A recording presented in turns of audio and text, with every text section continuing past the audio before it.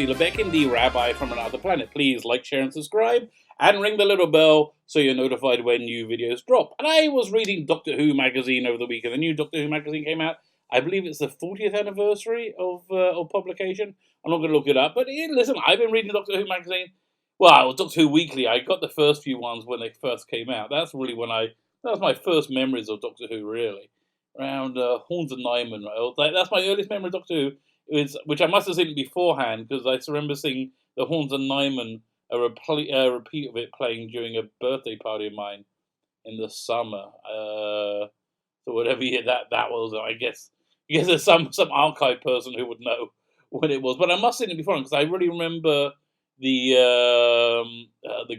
guys under the purple blankie thingies on Planet of the Daleks, which was a John Pertwee story, which is just on the new Blu-ray release. Is the John Pertwee just came out in America, been out in England for a few months. Anyway, I digress. In Doctor Who magazine this month, they're talking about the public. They're talking a lot about Doctor Who magazine, because if you're not from England, Doctor Who magazine is, and especially if you're like my age, Doctor Who magazine was your first step into fandom. It was your first step into this world of a group love of Doctor Who. And then you went. So that was your gateway drug, and then things got like more hardcore when you got to the fanzine scene. What's the DWB was the big one then. There was also TARDIS was the Doctor Who Appreciation Society magazine. There's Celestial Toy Room and TARDIS. I think they're still running. Anyway, so I've been buying Doctor Who magazine monthly, regularly, since late Peter Davison. I'm judging it from the comic strips. I think the earliest comic strip was it Mick Austin drew it. It was an Ice Warriors story. It was like the second or third issue of that one. So that's like around issue 79. I'm going to make a guess. Anyway, but I had been bought. You can see, where's my shelf? I move my shelf over there. You go third shelf down. 1, 2, 3. That's Doctor Who magazine. So there. So what is it? When it goes into black, that's when it comes back in 2005. But I'll move back further. There you go. This bottom shelf. That is all pre the 2005 Doctor from the beginning, from the first issue. Anyway, and then just to show you like how they can make you buy anything. Over here are the graphic novel reprints of the comic strip, the Doctor Who magazine comic, which I still think is the best Doctor Who comic strip ever made. I find the Titan ones really kind of unreadable, which I'm surprised about. But yeah, so I got all the reprints of the comic strip, so I don't have to go down here and read them. And I'm really coming up with the final one, I think in December, January. I'm actually kind of excited about it. Anyway, but it's not about me. It's so I've been a lifelong Doctor Who fan, and you know who else is clearly a lifelong Doctor Who fan? Russell T Davies. And you know who else is clearly a lifelong Doctor Who fan and has this love of Doctor Who magazine? Stephen Moffat. You know who clearly isn't in that category, who really doesn't feel that way. We have video evidence that this used to not be the case. Its current producer, Chris Chimble. See, I can't even get the word out of my mouth. That's how I dislike his work. So in this magazine, in this issue, you had Russell T Davies talk about Doctor Who magazine, and Russell T Davies is just fantastic in prose. There's a great book called A Writer's Tale. Wow, let me see if I can find it on my shelf and point it out to you. You're never going to be able to see it. So you can't see it. It's on the bottom shelf. Here. See, my finger's pretty much. I think it's on it right now. Called The Writer's Tale, which is a series of his emails between him and Benjamin Cook, who was a major interviewer for Doctor Who magazine. Very good, very talented interviewer, and you get to see the creation process in process, and like he back and forth as he's writing. I think pretty much the Donna season of I think that'll be season 3. It was season 3, season 4. Yeah. We had Tennant and Eccleston, Tennant 1, it was Road, Tennant 2, Martha, Tennant 3. So season 4. So basically season 4, and about then I got the expanded edition where you see the inside and making of the specials, his final run. Anyway, Russell T Davies, fantastic writer. Speaking, really, he crafts prose incredibly relatably because I relate to his experience, and just again, he's a great wordsmith. He really is. But yeah, he presented a very a very common fan experience we're talking about, and you could see his love for Doctor Who magazine the minute he took over, and we had the production notes and like this. They were really this like intimately involved with the production, and it brought us in. It brought us fans into the production. That along with what's that TV show these Doctor Who Confidential, it brought us into production. And I would say I'm pretty much an expert on just about every aspect of those. Because they did podcasts every week you could download, which was the commentaries with it. It was just fantastic. But again, it was his love of Doctor Who magazine shone through. Same too with Stephen Moffat. Stephen Moffat, you could tell, was under a little bit more pressure. It didn't come with. I don't know, but maybe Russell. Look, it's coming out that now that we're losing Eccleston wasn't the plan, and there must have been significant pressure. I think RTD is very good at not speaking out of school and not letting like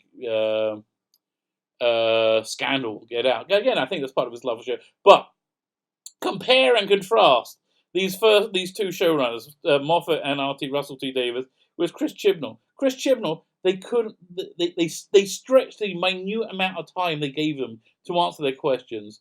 It was like about half a page. But I think about a quarter of a page worth of material they stretched out and they put pictures in to make it fill the page, and that is just so indicative of Chibnall Doctor who just he's not making it. He's not making it for the fans. He's not making it for the general audience because the general audience also rejected it. He's making it purely to virtue signal. To virtue signal to his idiot friends, his idiot peers in the TV industry who are uniformly disgusting human beings. To make it in the TV industry, I think you just got to be a bad person. It's like, especially in Hollywood, but it's also in England. You just got to be a moralist void of self-obsession.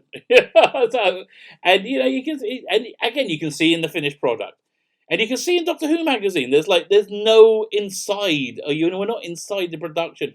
And actually, in all fairness, I think my theory is, and I have no idea. I don't work it, but they realised they needed to pull back on emphasising the new series pretty much as soon as it. I think probably around the same time we all realised how awful that series. When I say all, when whatever segment of the audience realised, I'm thinking 2/3 of the fan audience, 2/3 to 3/4 of the fan audience, and probably half the general audience realised how condescending and poor quality Chibnall's Doctor Who was, and so they pulled back on the coverage of it.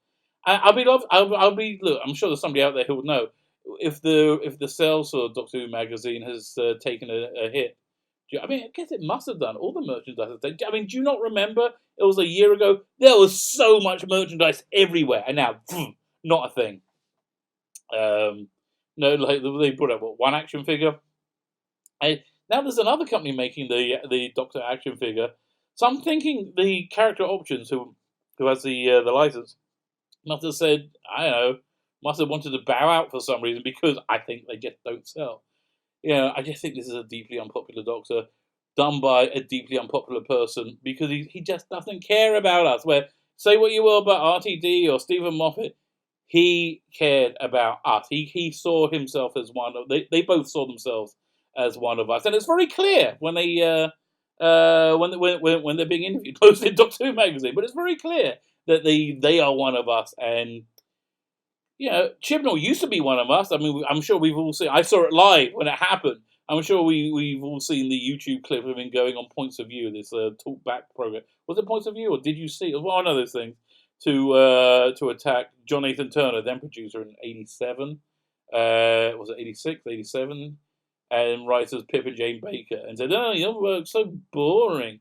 You know what? I got the Trial of the Time Lord season arriving on Blu-ray. Hopefully any day now. I'm looking for it. I would run to watch that. Was it the Pip and Jane Baker story from that trial season. What was the Pip and Jane? It was not Mysterious Planet. That was the Sil one. Terror of the Vervoids. I would run to watch Terror of the, or even Time in the Rani. Before I saw anything in season 12. Oh my god, it was season 11. I would really do well, listen, we'll say what about season 12 is going to have wall-to-wall monsters. The Daleks are back. They seem to be black now with little silvery balls. I have my 17-year-old son. Okay, he's deep in teenager mode. He's with my wife right now at a family function in America. They went there for a bar mitzvah. And you say any double entendre. And sometimes you will not answer, what? Like, there's a rabbinical college, very famous rabbinical college just outside Tel Aviv called Panovich, named after the town Panovich.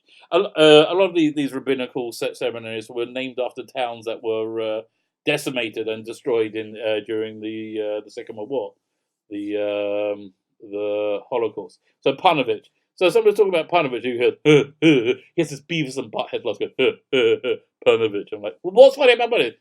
Pornovich. I'm like, really. So yeah, so if I said silver balls, he would be laughing, and my wife would be like slapping her forehead. Oh God, stop! So yeah, she's with him for the next 2.5 weeks. Who's laughing now? So anyway, so again, it's just I would pick up this month's Doctor Who magazine. It's always good to read Doctor Who magazine, but you can just see the clear disdain that Chris Chibnall has for Doctor Who magazine and fandom in general. Because I think we just spat out what you tried to shovel down our mouths, and say what you will about people in the entertainment industry, and I will say a lot about them. The most important thing you have to know about them, they're all very vain, and they may all go, well, I like to hear many opinions. They hate it. That was the reason they had the Game of Thrones petition to remake season 8, which everybody knows is not going to happen. Everybody signed it. They did it to shame Dan and Dave, and shame is the only thing they can't pay to protect themselves from. And it was wonderful. I am, oh God, I'm both terrified and elated for season 12 of Doctor Who. Elated because I think I'm going to have a lot of content when I do my in-depth reviews. I'm going to probably do like 2 or 3 reviews on each episode because I think they're going to be so unbelievably awful. But I'm also terrified because I think they're going to be so unbelievably awful. And I'm calling it now. I'm going to say Jodie's leaving, and I doubt we're even going to get a regeneration scene. I think they are just butthurt. They are butthurt from the audience. My name is Sheila Beck, and the Rabbit from Another Planet. Check out Doctor Who magazine. See a tale of 3 showrunners of Doctor Who, and let me know what you think. Please write, share, and subscribe. Right? Yeah, write comments. Share and subscribe. Share and subscribe, baby.